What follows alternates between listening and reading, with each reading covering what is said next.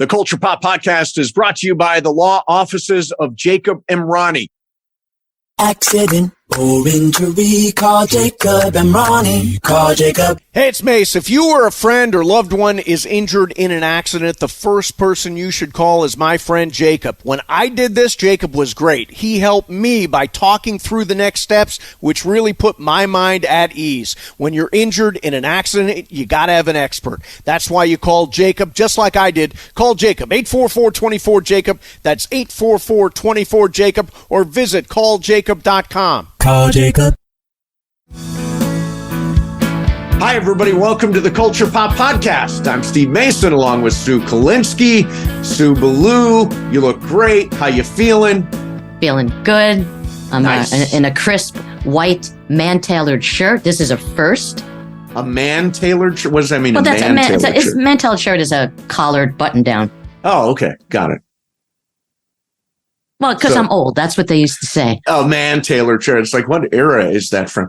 So Stephen Wright is the guest today, which I'm incredibly excited about. Without question, one of the greatest stand-up comics of all time. So I'm psyched about that. Sue, let me mention this first of all.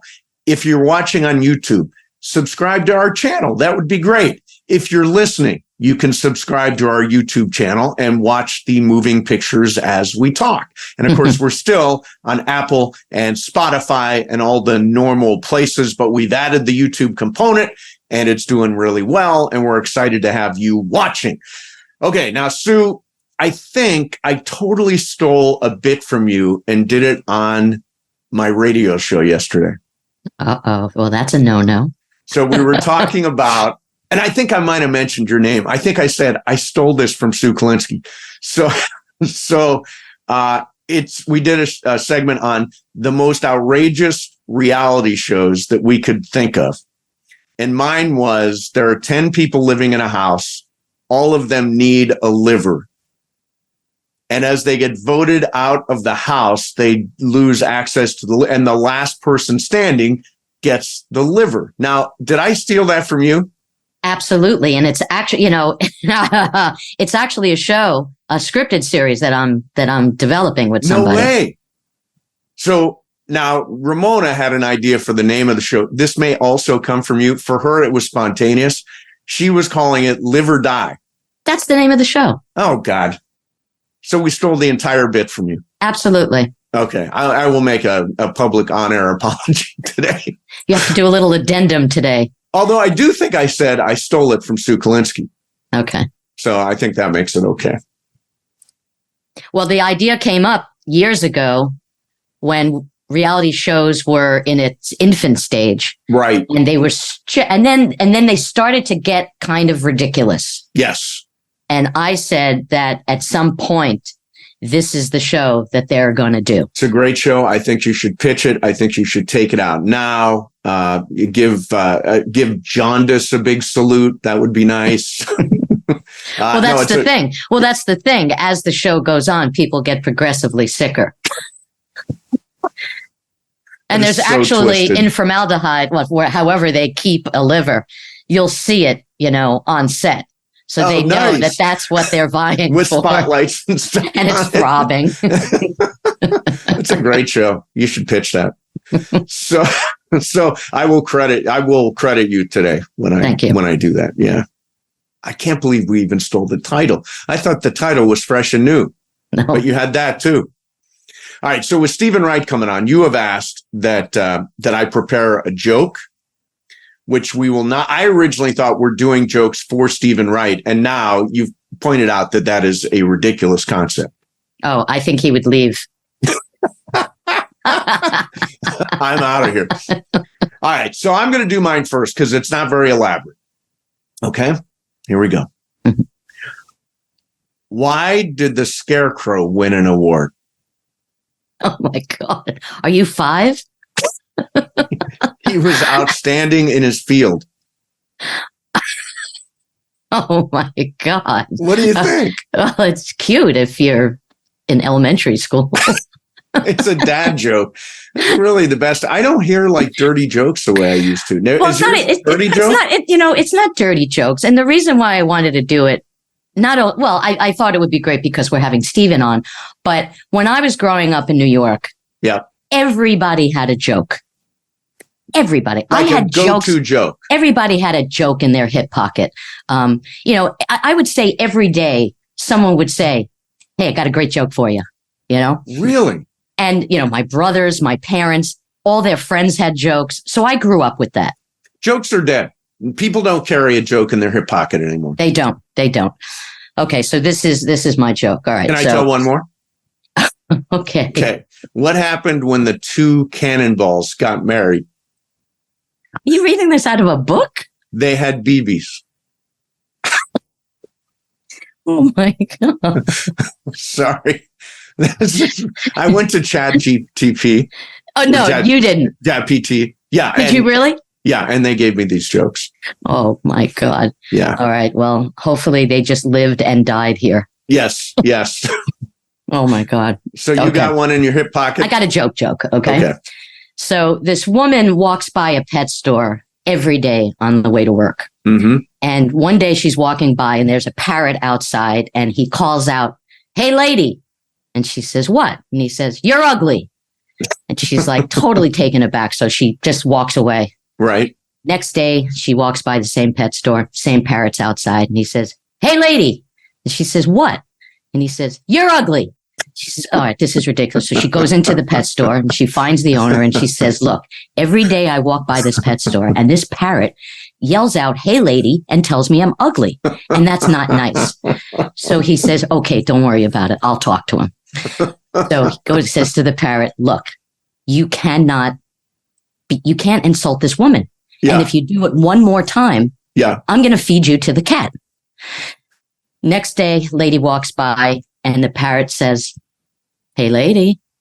And she says, "What?" And he says, "You know."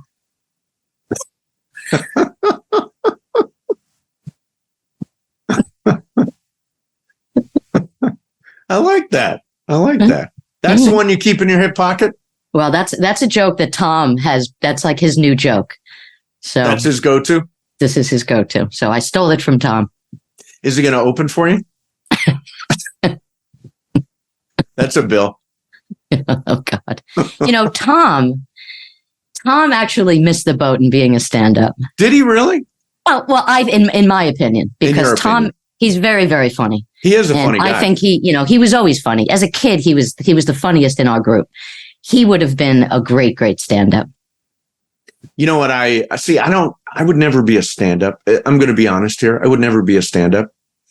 I would go to like the improv, not the improv, the, what's the one, Second City or one of those improv groups. Cause that's really what my job is UCB or what else? The Groundlings. The Groundlings. Right.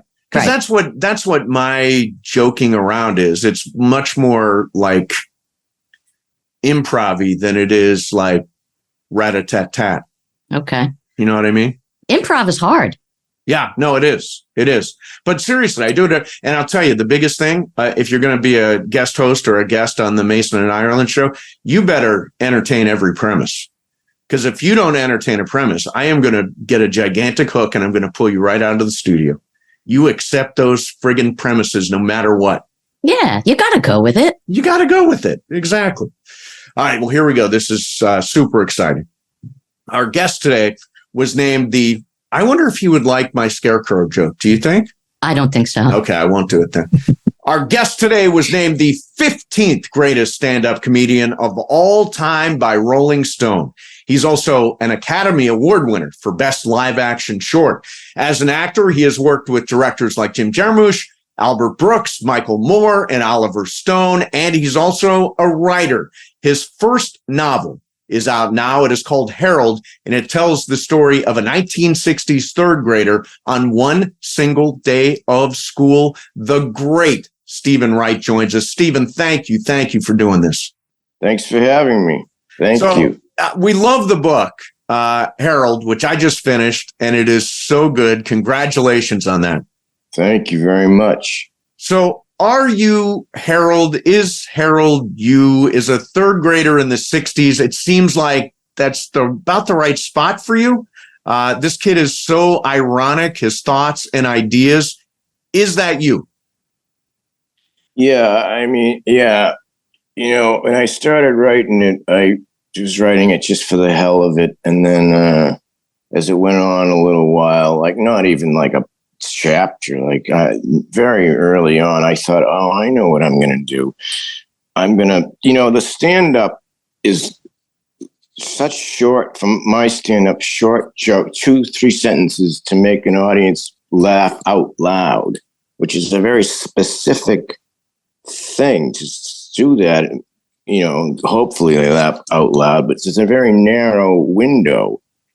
So when I started writing Harold, I thought, I know what I'm going to do. I'm going to put like a funnel on his head, and I'm going to pour everything I think about being alive into his head, like he's thinking it, like he's seeing it. And that way I'll get to say all this stuff that would never go through the narrow window of joke, because I don't know how to do stand-up another way. So it's just like, so it was like I had other things in my mind, and I got to put it in there. And I didn't care that a 7-year-old wouldn't be thinking that. I didn't worry about it. But the beauty of putting it in a 7-year-old head is that kids they don't censor themselves. And as I'm reading the book, I'm thinking, wow, I mean, Harold's thoughts they're rational, they're astute, they're so honest and thought provoking. Like, I'm just going to say a couple of them. Yeah. And you can understand how a kid would actually think that way. And of course, coming from you. So when you say he thought that all mass murderers meant that all murders took place in Massachusetts. Of course. Yeah.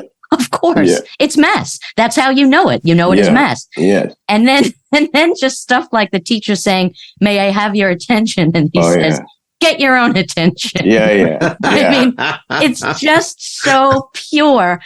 And I just want to say one other thing.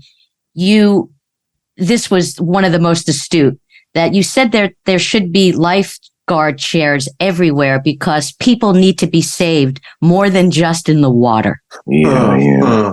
How smart is that? That's so cool. That's thank you.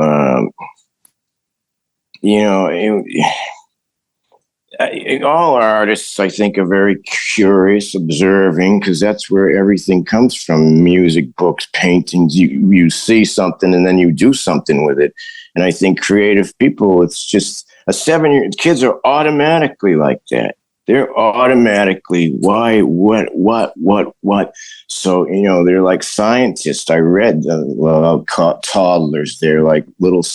You see them. They're always doing something and never just staring at this. They're doing experiments. So my mind is looking like that kind of anyway. And I think because I was having him be 7, I guess I was subconsciously, it was even magnified. But I would just drink coffee, and I get high on coffee. Do you drink coffee? Oh, God, I drink so much coffee before I do a show. I drink 3 cups back to back in the morning, and I ride an exercise bike, and then I do that. And then my mind is like, I'm on drugs. So I would only write I had a 2-hour window where I was insane. I was like, and I would just make stuff up during that. When it wore off, then I would stop. But I had I had nothing mapped out. It was just like every day I would just try to do 200 words. If I did, fine. If I didn't, okay. And may I have your attention, please? That was because I was walking through an airport once, and that was on the announcement. May I have your attention, please? And under my breath, I said, "Get your own attention." So when I was writing this book, like, things would come up like from before, just things in my life that I thought of, and they would just surface up, and then I would go, I can just put that there. I'll just put that there. So do you carry a notebook where you write down observations and thoughts, whether it be for jokes or for the book? Yes, I mean, before I used to write it on little scraps of paper. Then I would go home and write that into the notebook. And then when the iPhone happened, then I would, the notes section, I would have a section for jokes. And I had some ideas for Harold, but not many. It was mainly come to me when I would write it. But, the stand-up, you're just walking around, you're just doing your life, and then you see a sign or something, and then you say, that could be a joke. If you just, I'd be going through my daily life and then see something occasionally, and that would be a joke and write it down. But this was different in that I focused on purpose, trying, not every day, but I was sitting on purpose for 2 hours in this kid, like what could be happening. I never really did that before, so it was just my mind was just like, and then I got stuff out of my head that I would never have known that was even in there because I was sitting there focusing. It was like, I have those caves with the drawings on the wall, like caveman, thousands of years old. Sure. So my mind was like say you had a cave and it was blocked by a big construction paper you can't see in because the paper is there. So the analogy is I'm sitting there and there's nothing. And I made myself sit there and just, even if you're not doing anything, a lot of ideas come because you're not doing anything. Not doing anything is something, because when you're not trying to think, your mind is like idling on its own and it's thinking anyway without you knowing it. That's why you come up with an idea. It's like the subconscious, this just in. It's almost like you didn't think of it because. So I sat and looked at the thing and made myself think, and then I would think of one little thing. So it was like tearing the paper a little bit. Then that would lead to another little thing. And then the whole thing would just rip open, and I'd go into my mind like the cave, like I was going in my own head. Like I had, it was fun. It was a fun experience. I only wrote it when I was having fun. When that wore off, I stopped. So you use birds as the messengers, basically, for thoughts that go in and out of Harold's head. And I wondered why birds. And then I had a theory. Is it because of the expression "a little birdie told me"? No, it wasn't because of that. I can see how you would think that, but I thought of the birds in the rectangle before I even was writing Harold years ago, like just as a, again, something comes into your mind. It was like, maybe, imagine if your head was full of tiny, those are all thoughts, a little rectangle, all just one thing, not like, well, what could the birds do? Well, what could they, just like all at once, your head is full of birds, their thoughts, they go through the rectangle, and that indicates why you're thinking like, because when you're walking down the street and you're thinking, I'm going to the store, and then you're thinking, I wonder how tall Bobby Orr is.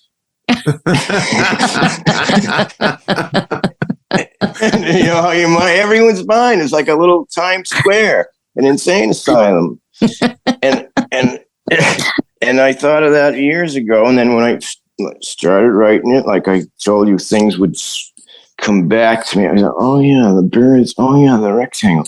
Oh, I know. I'll just install that in his head, and then.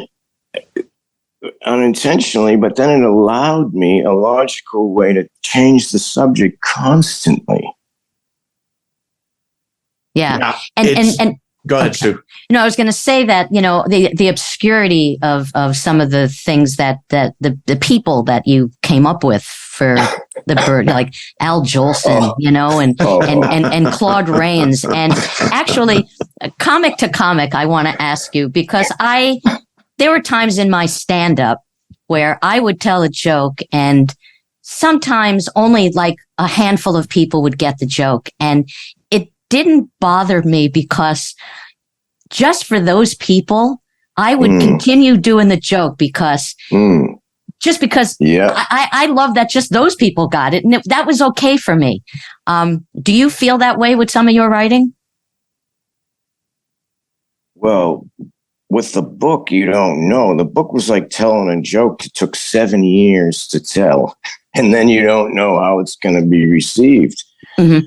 But I have jokes that I've left in my act that on a scale of 1 to 10, they get about a 2 or a 3. And there's no logic. There's no, this should be thrown out. Are you crazy? And it's like I just have a endearing, I'm connected to it. And I don't care that the show will go down at this point and then go back up.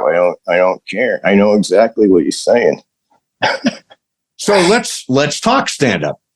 You are one of the greatest stand-up comics of all time. That's just not me. Rolling Stone named you the 15th greatest stand-up in history. What is it? Were you born to do this? Did you know this as a kid? How did you sink your teeth into stand-up comedy? Well, I have an older brother. He's 4 years older than me, and we would be up on Friday nights. Everyone else would be asleep, and he loved Johnny Carson, and we had to watch Johnny Carson because he was in control of the television, because we had to watch there was no remote control. So he's sitting on the floor, and I was on the couch, and I started to watch it and then I started to like it. And when Johnny went to a commercial, he would have his hand on the channel changer, and he'd go to the 2 other channels, see what was on, and then go back thinking maybe is the commercial over? No, it's not over. Go back. And then he'd come back and watch Johnny. But so that was it. Seeing these people come out for 5 minutes talking about life, making jokes about what they've seen and everything. One guy after another, guys I can't even remember, but of course, Carlin was the top guy. Carlin, Richard Pryor, Robert Klein, David Brenner. This is like in 73, 73, all the way up. And I just became fascinated by the concept of that. And I thought, well, and then go around and sit with Johnny. It was like, oh my God, look at this. This is amazing. So from watching it over and over, I got like a private daydream that I wouldn't tell anyone because I was very superstitious. I thought if I told anyone, it won't happen. But I thought, I would like to be one of those guys. And then coincidentally, speaking of Bobby Orr, this is insane that it ties in. This is totally by accident. But Bobby Orr and the Bruins, remember that time when they were the greatest hockey team? So I would be in my bed listening to the radio, listening to the game. And one night I turned the dial a little bit and I stumbled on this show where a guy played 2 comedy albums every Sunday night. He played a cut from back to back to back Sunday night. And I tuned into that for like 2 years. And I'm laying in bed in the dark and I'm studying it without knowing it. I'm just studying it because I love it. And I'm thinking, I like that. I like that guy. I don't like that. And the Woody Allen made that double album. His album. I didn't even know he did stand up. It was a movie guy. He was a movie guy. And then I hear the album, and within the album there were jokes, and I thought, that's how I learned the structure of a joke. So I was 2 years. I'm not thinking, I'm going to study stand up. I don't even know I'm studying it. I'm just interested in it. So then the Tonight Show, and then this show, radio, and it was just like all going in my head. So you had the all-time holy grail of sets for a comedian on your first. It was your first national television appearance, and you get called over to sit with Johnny, which very rare for someone their first appearance. Carson is smitten with you, doesn't know what to do with you. He just loves you so much, so impressed that he invites you back less than a week later. So I know how much work goes into preparing a TV shot, especially early on in your career. Did you have another set prepared? And were you nervous that you may not have the amount of time to work on it before you went on again? You remember Jim McCauley was the talent coordinator, and he called me up. This first show I went on was Friday, and he called me up on Wednesday, and he was talking about the Tonight Show, and I thought he was going over the one that happened, and he said, no, we want you to go on again. I said, what do you mean go on again? Yeah, we think, and I said, but I have like 14 minutes of good material. I said, if I go on again, that's 3 years is gone, or almost gone, roughly gone. 3 years. And he said, yeah, but if you go on twice in 1 week, it'll be no one does that. And then he said this thing, which was so simple and disturbing. He said, you're going to have to write new stuff anyway. You know how it is, Sue. You know how these little grains of sand come, and then you assemble, and then you get, I have another minute. So I just said, yeah, I guess what he's saying. Yeah, I guess I'm going to have to do it. And then so I did it, but I went out there to put this set figured out, but I didn't have, because I didn't know there was another. So then I looked at what I had left. And then I assembled another one. And he would go with me to the Improv and the Comedy Store. He would go the night before or 2 nights before and watch. I've had so many lucky flukes in my life. And I know, because a lot of it, I know I'm talented, but this shit that has nothing to do with that just lines up. Like even Peter LaSalle seeing me in the ding hole, like, oh, that whole story, just like amazing. So, I do a radio show every day, and I've got this big, loud, clownish kind of persona. You do? Yeah, I do. Believe it or not.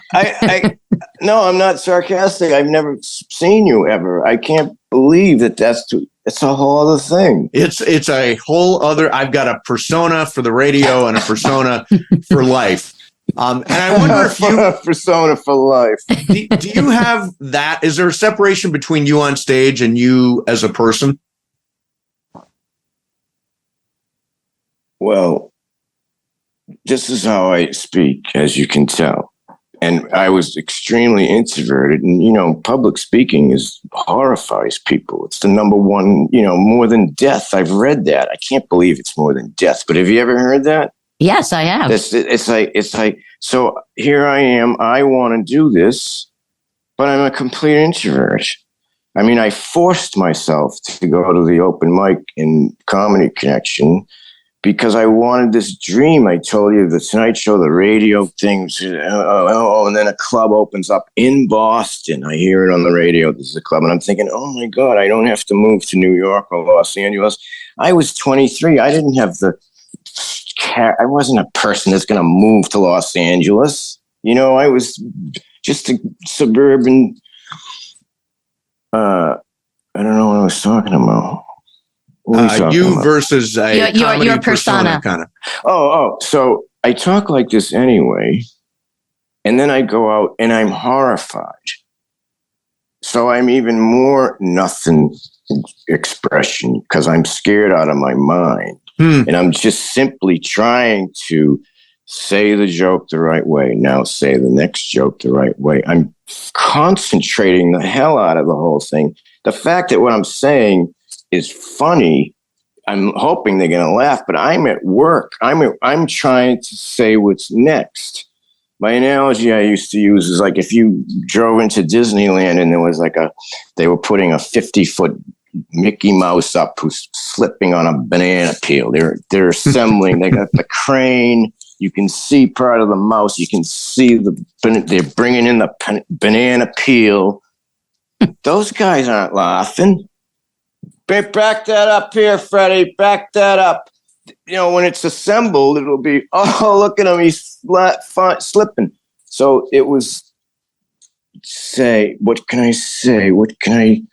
I didn't hide. I was too fragile to even fake that I wasn't scared.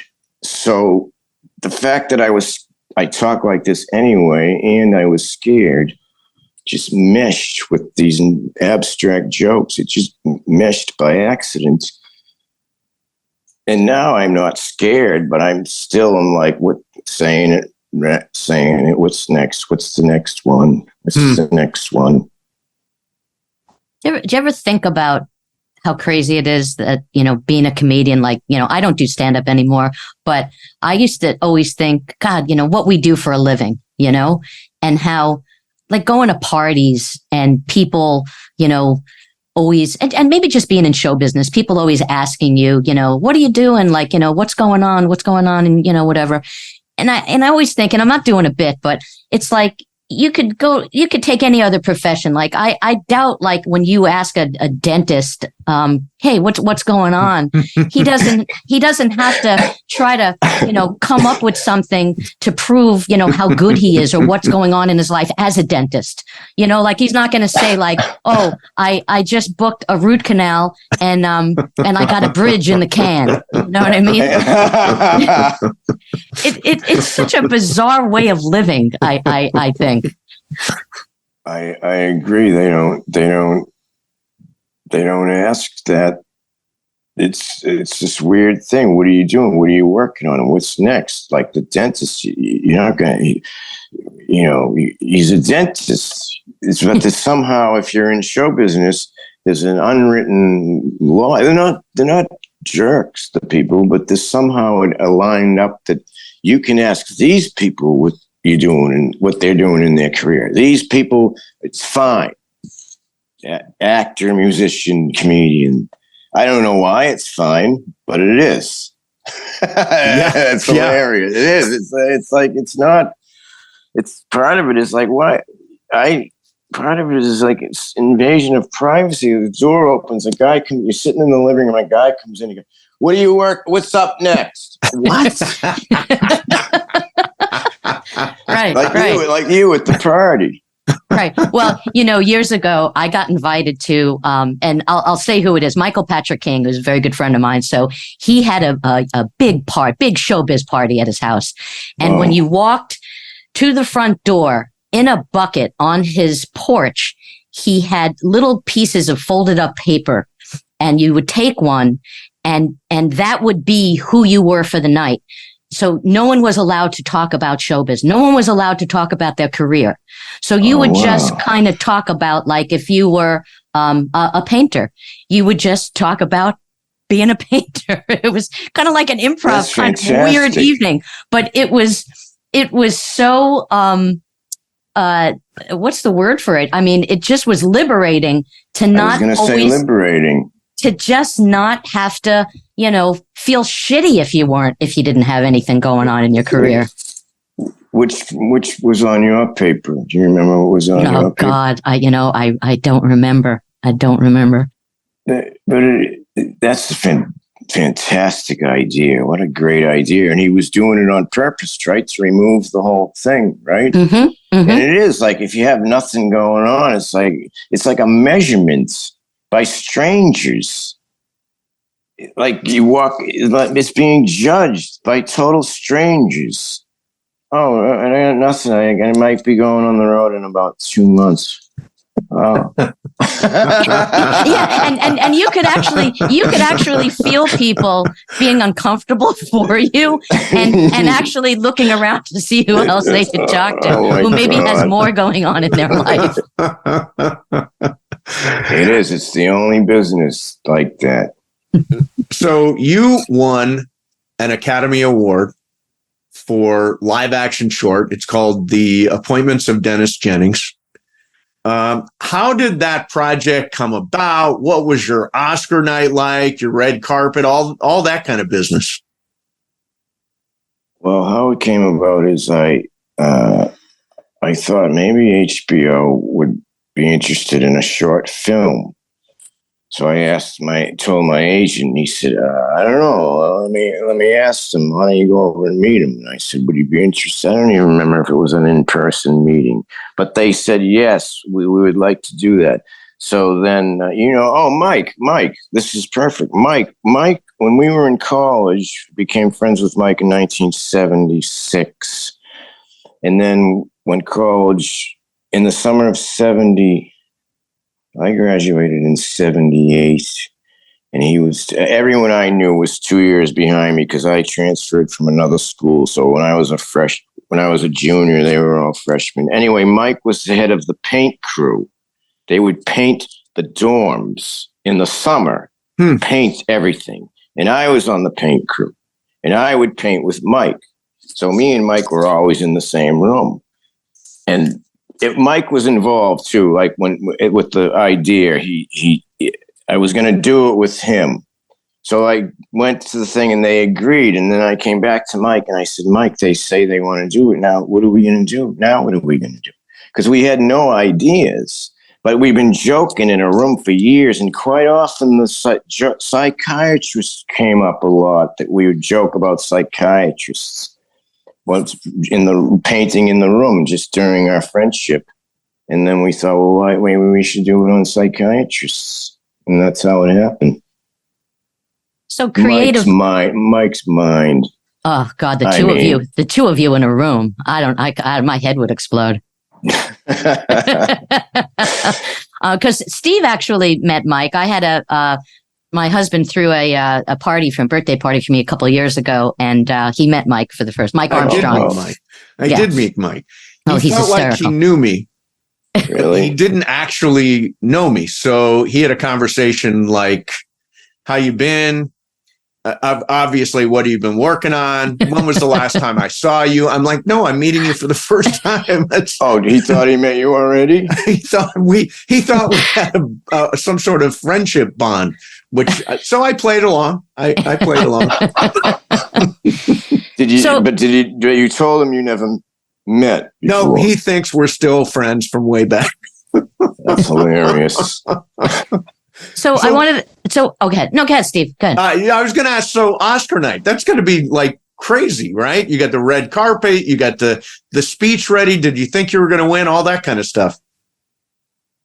Before that, we'd make the HBO. We film it. We're done with it, and we give it to HBO, and it's 35 minutes long. They didn't have to be an exact thing, and then they get it, and then they decide. Let's play this in theaters before we put it on HBO. We'll put it in New York and Los Angeles because that makes it eligible for an Academy Award. Yeah. That was their idea. We didn't think of that. So then we had to cut out, it had to be 30 minutes for Academy Award. So then we had to cut out 5 minutes. There was a lot of stuff that had nothing to do with it was just weirdness. It didn't make the story. Barely there was a story. So we cut it out and we gave it to them. And then they played it in New York and LA, and then it was nominated, and then it won. I mean, my analogy is like the show was a dart. Dennis Jennings was a dart, and we threw it to HBO, and a gust of wind blew it like 50 miles off to the right and stuck in the middle of something. Where did it go? Oh my God. So, that's how it happened. I mean, I told you there's so many flukes, so we didn't even make it to play in theaters. But then we go there and I don't remember the red carpet. I don't think we walked down a red carpet. We went in like just proud of the audience because I don't remember that at all. And then, did you have a speech ready? It was surreal. It was just surreal. I think when I was sitting there, I thought of what I actually said. I didn't have it prepared for a week or anything.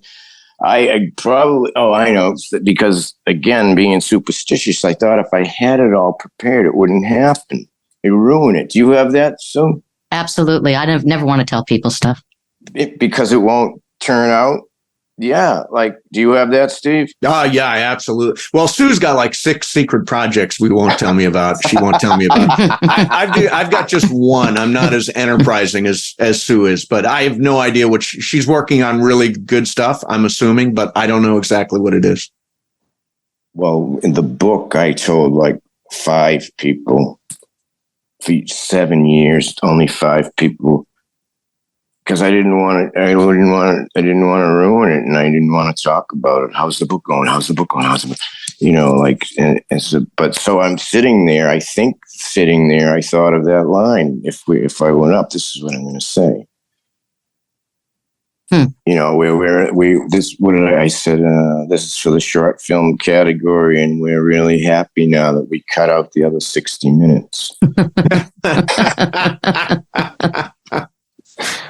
So, but seeing the movie stars, Michelle Pfeiffer and who gave it, Martin Short and who's the woman from Star Wars? Carrie Fisher. I Carrie watched Fisher. that acceptance speech. Yeah.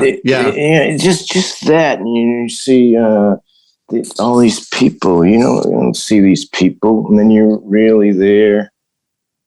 Very strange, very fantastic. Dean Pariseau. I just talked to him 2 hours ago. He directed it, and so as an actor, you've worked on some really cool movies. You've worked with great directors, Oliver Stone, Jim Jarmusch. Does acting come naturally to you? Is it like some sort of branch of stand-up? How does that work? acting is very hard for me. It's so hard for me to say something I didn't make up. I mean, even just to memorize is a burden to me. I mean, it would be better if they just said, this is the point you got to get across, just however you want to do with me. Okay, let's go because the car is on fire. You know, rather than what they had written down, it's very awkward. But I liked doing all of it though, because the stand so different, as you know. The stand up, you go out and 60 minutes later, it's over. The acting is like 10-second shows, 30-second shows. Cut, do it again. There's no doing it again in the stand up. Right. So it's a whole other thing. Right. But I enjoyed doing it though. Yeah. And there were times where I've done a little bit of acting where you feel like, oh, they keep on telling me to do it different. So they probably don't think I'm good. Like, are they second guessing that they cast me? You know? But they're really just adjusting it. Like, yeah. Yes. So stand up is now a bit of a minefield, right? Things you could say 10, 20 years ago, you wouldn't say today. Some things are getting comics in trouble. Has comedy gotten harder to do, or do you just have to be smarter at it? I didn't think this would ever affect me because I'm talking about but about 3 years ago, it was almost like when the tide comes in, slowly comes in. And I said, this tide of that, you can't say that. This tide is never going to reach my feet. I'm not even near the shore. But it slowly went in, and I would be saying things I said for years, and all of a sudden it was like, oh my God, how dare you? Oh. So it affected some, like a handful of jokes. It did affect me. And then I took out a great joke. I took it out for about a year, and then I thought, I know how I'm going to get it back in. And then I would look at Sue, okay. And I thought, and right in the middle, I'm going to say, would you like to hear a politically incorrect joke?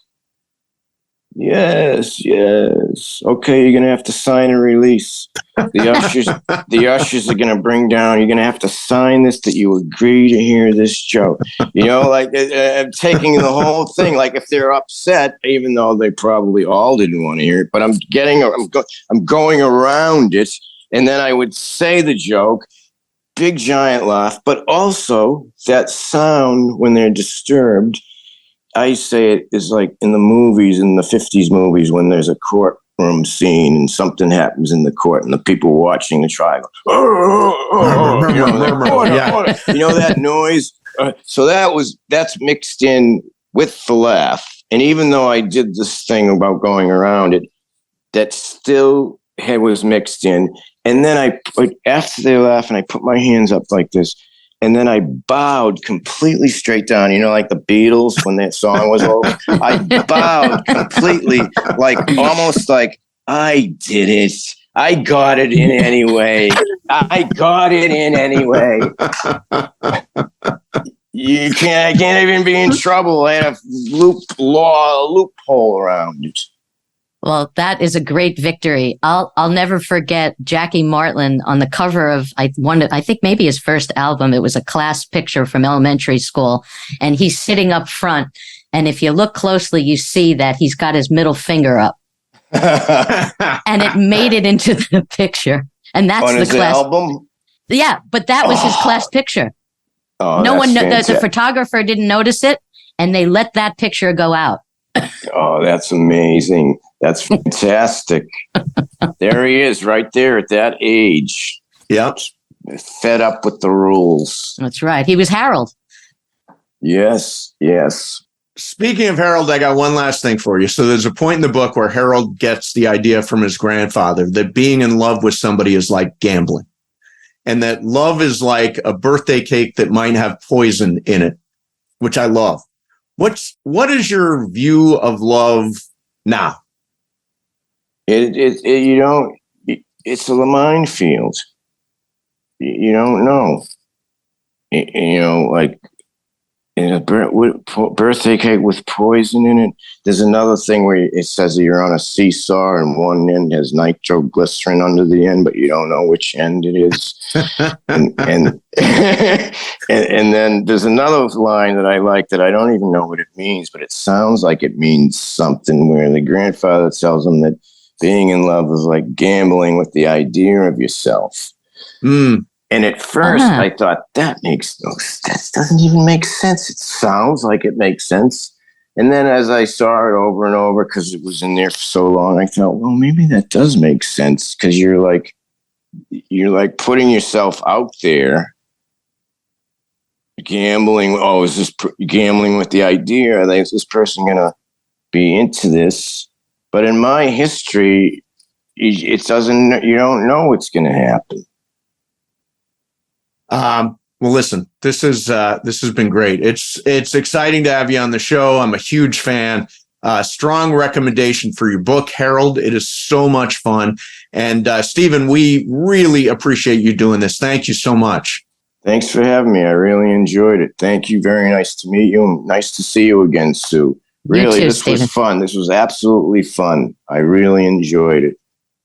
There he is, Stephen Wright, who is, literally comedy royalty, right? Oh my God. He's so fun. I was thinking that I don't think anybody has ever said to somebody, you remind me of Stephen Wright. No, that's a really good point. Yeah.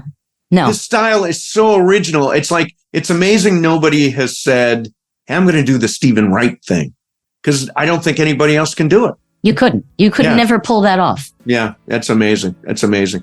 Well, really cool to have him on the show. Don't forget, subscribe to the Culture Pop Podcast on Apple, Spotify. Subscribe to our YouTube channel. You can see the amazing pictures that go along with what we're saying. Sue, it's great seeing you, and we will see everybody next time on the Culture Pop Podcast.